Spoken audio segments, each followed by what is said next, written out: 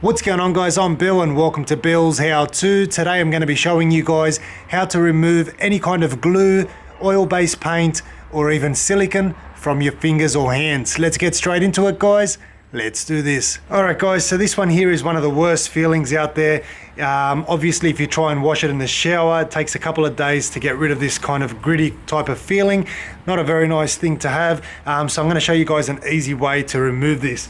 What we're going to be using is acetone. Now if you haven't got acetone, I'm sure your partner or your mum or somebody will have it around the house.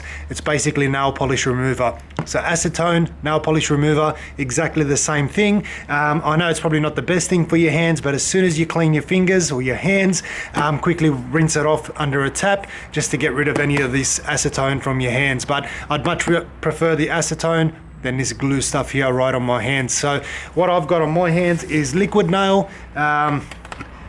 Probably should have wore some gloves, but that's for another story. So all you need is a little bit of acetone or nail polish remover. Try not to spill that bottle. And you can see there, instantly gone. My fingers feel fresh again. Oh, so much better. So quickly wipe all of that there off.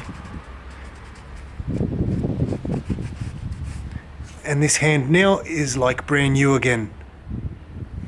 So I'll quickly do the other side. So you can see there on this side here, really coarse and rough. Once again, a little bit more acetone. Quick little scrub. This works perfectly well for any type of paint, especially oil-based paints, your silicone, any kind of grease. Makes your fingers like brand new again. So quickly wash off your hands. Hopefully you guys have enjoyed the video. You've learned something new and you've now got fresh, clean hands again. As always, guys, like, comment and subscribe. Until next time, I'm Bill. Thanks for watching Bill's How To.